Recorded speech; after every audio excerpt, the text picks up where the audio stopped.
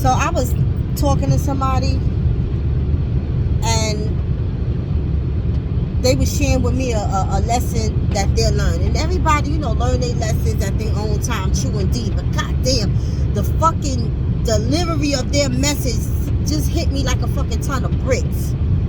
And the message was, yo, it's important to be a wise investor. That way, you're aware of your investments and your returns. Because the minute you stop getting a return on your investment, you'll realize that you have to pull out and find somewhere else to invest.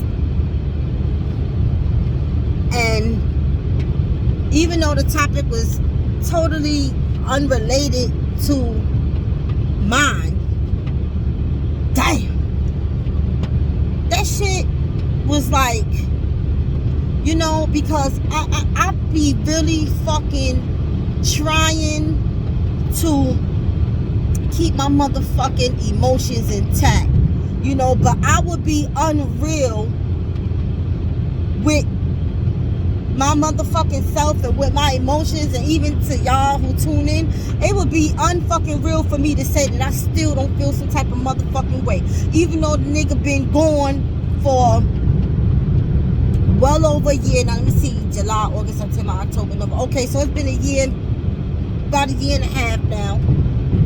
The motherfucker been gone. But 13 years, you know what I'm saying? Fucking, yo, I allowed the nigga to waste my fucking time. You know what I'm saying? Having hope and love. Believing in your man. Ain't that the shit? You know what I'm saying? Motherfuckers kick nowadays. You gotta believe in your man. And all of this other bullshit. But all that shit was tell me how much of a fucking bad investment that was. And how much time I motherfucking wasted. And, not realizing that I wasn't getting a return on my investment. At all. Wasted 13 motherfucking years. You know what I'm saying? And it took me 13 fucking years to learn that nigga wasn't for me. And that nigga never was for me. And I'll be unreal with you to say that even to this day, even though I'm well past a lot of the pain and hurt, it's hard for a motherfucker for me not to still feel triggered by that fact. You feel me? To feel fucking triggered.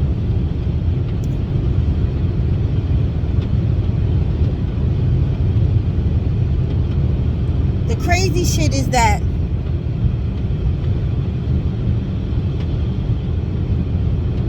I just felt like I was going after every motherfucking thing society taught me that I couldn't have as a motherfucking black woman.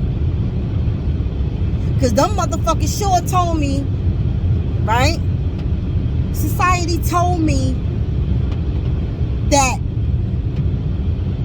the black family is not operable. It can't work. Society fucking told me that I can't have my family. Society told me that black men are not worth investing into. They told me that shit. Society told me that I wasn't a queen and I wasn't worthy. You feel what I'm saying? They said that as a culture growing up. Now, I'm thankful to the family that I had because they instilled indifferent in me. But it don't mean that I didn't have personal battles with going against society throughout. So the way I balance my shit out now is I lost dead weight. You know what I'm saying? That nigga turned out to be fucking dead weight. I couldn't see that before because, again, I was just hell bent on, like, the fucking relationship was one-sided. I didn't see that me constantly pouring was also enabling him. You know, a fucking smart man, a man that has self-awareness, a man that understood his value would have known better. But you know, he was dead fucking weight. And I dropped that dead weight only to, you know, I'm looking at the stats of it, and I have a 28-year-old beautiful dope ass son. He's multi-talented. I have not, let me tell you, hold my mule, baby. We going back to the words of Shirley Caesar and one of my spiritual anthems. Oh, okay, it's starting to rain. Hold my mule. And I'm making that reference because in the song she says, you know, I give worship and I give praise to God because, you know, there's so much good that he's done in my life, so many ways that he's carried me through. You know, I've been prosperous. You know, my children are well. They've made it to adulthood. Not all of my children. I still have a young one, but with my 28-year-old, I ain't been to the courthouse with that nigga. He ain't caught no fucking cases. You understand? He ain't been fucking arrested. He ain't fucking gang affiliated. You know, that nigga, he ain't been a victim of the streets or a victim of his circumstances, and that generational curse has been broken on that end. The 14-year-old, multi-talented. You understand what I'm saying? Multi-talented. And I'm talking about from an entertainer's aspect as well as book smart. For both of my children. No gang affiliations. Both graduates of school. The youngest right now is in high school. So I look at that, and that is where my joy comes in at, because it's not about trying to boast or brag. It's about the balance in all things of this life. So that trash bag ass nigga who wasted my fucking time, but I was still able to, because I'm so abundant in love, baby, and loyalty and dedication to the ones that I love. I was still able to pour those resources into my motherfucking children and watch them babies prosper, and they still prospering. And as a parent, that brings joy to my heart and peace to my spirit. So the minute I start feeling those fucking negative emotions come up, like, you know, that nigga wasting my fucking time, and, you know, he's a piece of shit, and, you know, because he's still not a fucking parent. He's not a parent. He's a failure as a motherfucking father, okay? Because, let me just make this motherfucking note too, that the thing that requires the least as far as children are concerned, even though one of ours is an adult, and his daughter is an adult, because he have an older daughter. I'm saying, and you know what, I don't know what his relationship is like with her, because we have absolutely no connection or no ties, and we don't even speak. But what children require the most, more than material things, is time. The same amount of fucking time that was taken from that nigga, he don't even pour back into his motherfucking children. And mind you, the motherfucking children was waiting with me. You understand? He was waiting with me because they really, really, think about it now. My oldest was 14. My youngest was in the womb when he caught that motherfucking case. And so they really didn't really get a chance to get to know the nigga like they should have. And so whatever they learned from me. And because I loved him so much and held him in high regard, and because I was the example of the parent that they had, they also loved him very much and held him in high regard. And so upon his return, the minimal amount of time he spent was not enough for them to entrust his parenting skills. And when he decided to leave us on July 21st of 2020, he has not since, maybe once or twice, I gotta say maybe once or twice, but he has not since dedicated any time to them at all. You understand? And so when I start getting in my emotions, going down, memory lane and shit sometime, and that's another thing I had to fucking learn. That's another lesson I had to learn. Fuck them memories. You feel me? That's the shit that keep you motherfucking attached. That's the shit that keep you with false hope. You know what I'm saying? Like, fuck them memories. But when I start going down memory line of the fucking 13 years and all that I motherfucking sacrificed, okay, for the sake of the love of someone else and maintaining the fucking falsified relationship, turns out, when I start getting in my head about it and start getting in my emotions about it with a negative spin, the Creator, thankfully, my spirit guides, my guardian angels, even my ancestors that protect me will balance out that negative energy and also remind me of the blessings that I was able to also bestow within that time. I held the foundation on my own, just me and God and my family. My family unit unfortunately had deaths young, years past. They suffered demise at young ages, and so therefore it's like,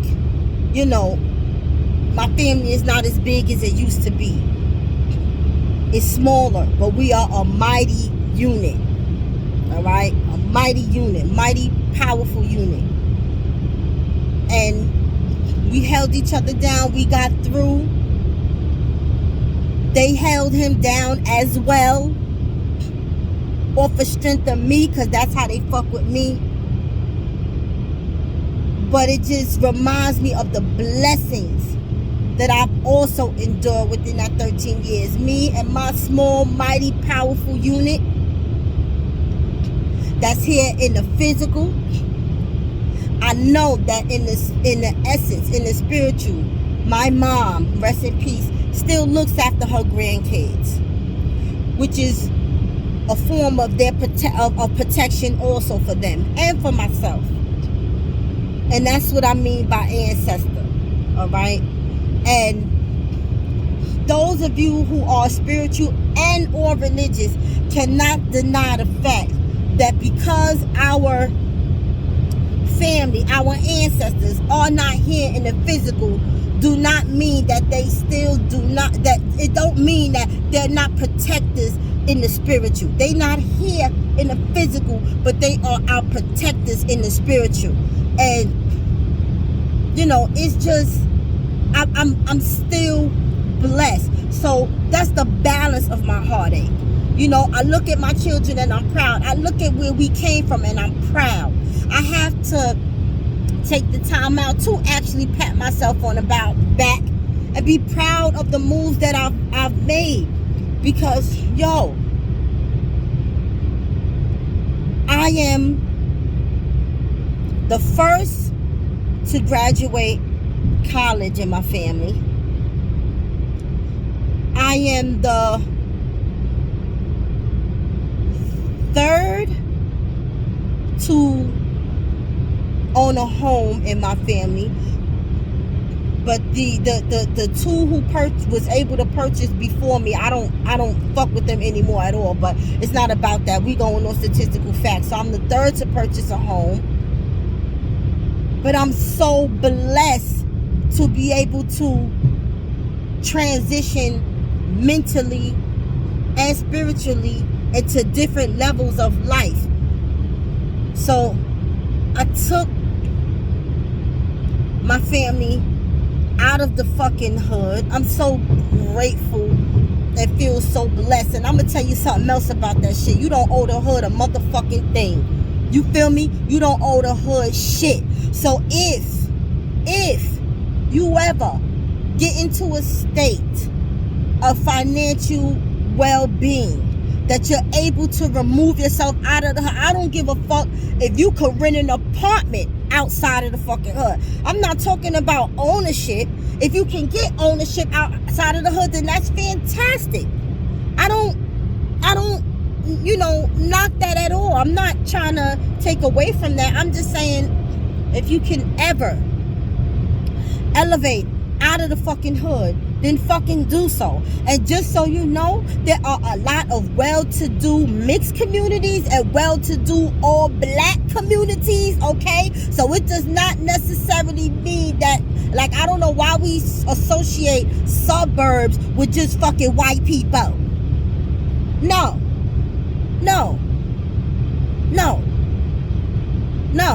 You got motherfucking black people that worked hard, if not harder, to get themselves established, want better for themselves and their families, and they are in communities across America. So any type of way you could get your family up out of the fucking hood, I advise you, please, to fucking do so.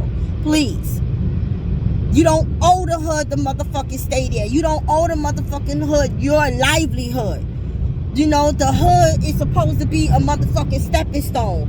Of course, the government had other plans for us, but that don't mean we have to abide by their fucking plans, their fucking rules, or whatever the fuck they had set up to us or for us from the fucking get-go. We ain't gotta go by that shit. You know, after you get yourself to a certain financial status, you can change the rules a little bit of the motherfucking game to better suit your plans, your goals, and your motherfucking dreams. You know, and I just wanted to make a point of that because, you know, some motherfuckers become victim of their motherfucking circumstances and then they'll be mad at you because they can't make you a victim, or because you refuse to be a victim of your conditions of the way you was raised, the way you was brought up. You know, you implement positive change because you want better for yourself. Whatever it is, you want better for your family. Whatever you're inspiring as better, motherfuckers will be mad at you for wanting better and motherfucking doing better. And baby, that's right there is the motherfucking key to being a wise investor. And therefore, I had to, like, that shit just really hit me so hard. I had to really sit down and said, you know what, that's a motherfucking jewel I gotta take with me. Because from here on out, I will be more cognizant of my fucking investments and just make sure that I'm getting a return.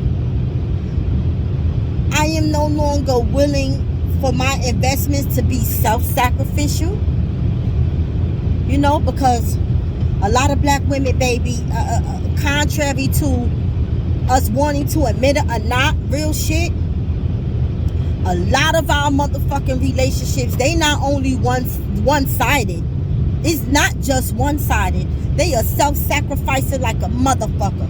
We sacrifice so much of ourselves to try to keep the relationship together, to try to keep the family together. And it's just, I think it's just instilled in us because it's generational.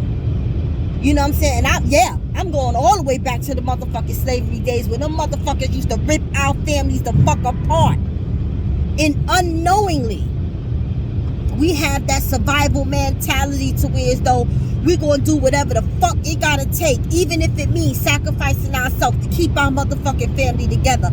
But baby, let me tell you, if you ain't hearing from nobody else, you're going to hear it from me, that is not the motherfucking way to go. That is not the fucking way to go. love and holding a family together should not be motherfucking self-sacrificing. It should not be. Whether it's your significant other or your motherfucking children. Because baby, when you finally awaken and stop sacrificing yourself, the divine order things is just going to play the fuck out. It's going to play out however the fuck it's supposed to play out. You see how many people sacrifice themselves, their happiness, their peace, their livelihood for another motherfucking ungrateful ass motherfucking person, and at the end of the day have nothing to show for it. So you sacrifice yourself actually for what? Stop doing that shit. That shit is not love. You have to practice, you have to implement motherfucking self-love, and self-love is not self-sacrificing. Self-love is loving yourself enough. It is, baby. That is a wise investment. Because you loving up on yourself, everything that is in divine order the right way, and that's for you, get out your own way, because it's going to start gravitating towards you. That is the divine order of things. In spirituality, you have the laws of the universe, and one of the first laws of the universe, one of the very first laws, is self-preservation. And this is fucking why you are not to sacrifice your motherfucking self. And those who are religious and believe that Jesus died on the cross and God sacrificed his son, Jesus died on the cross for the sins of the religious folk that follow him, his children.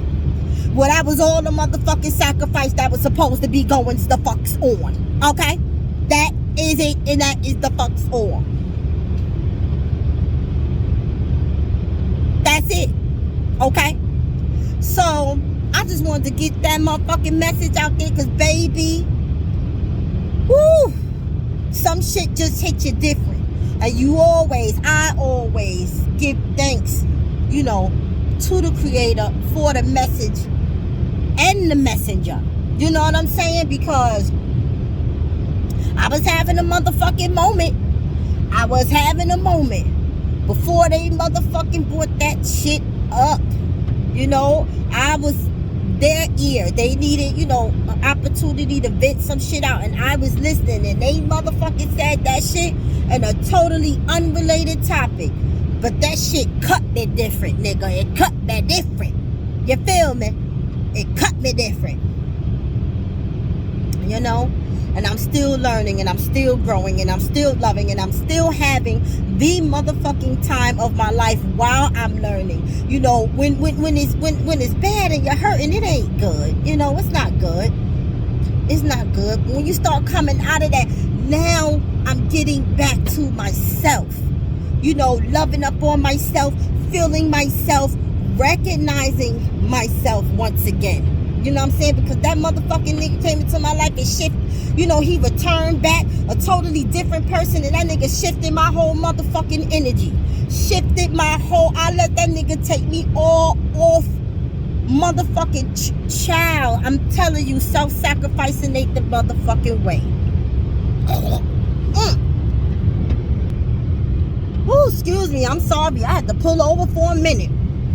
Look, I guess the Creator said, listen, nigga, it's time to cut this shit off. You done said everything you had to say, so I'ma just leave it there.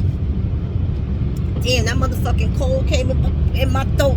I don't even know where the fuck it came from. So I really don't know if, maybe God's saying, all right, enough is enough. Now, you done made your point, so I'm gonna go on ahead. Oh, shit.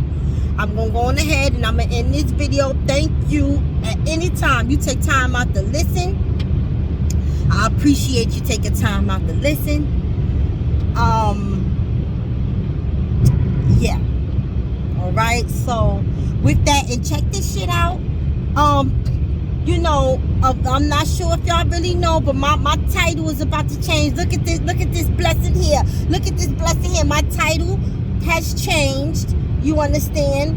I am now, You know, I'm a grandmother. She didn't have the baby yet. The baby is coming soon, but the baby shower is coming up. And when the baby shower comes, I'm going to put some, you know, some video up of the motherfucking of the baby shower too. You know, we're gonna turn up. And I'm trying to find something to do with my hair. And not just for the baby shower, I mean in general, because my hair done grew back out. So I'm trying to find out, you know, which way I want to go with it. Do I want it to continue to grow out, or do I want to cut it? You know, I don't know. I'm undecided. But I am excited about the baby shower, so stay tuned in. I'm sharing that time with y'all. In the meantime, have a wonderful, wonderful day, week, and weekend. And I'll be getting up with y'all real soon. Peace.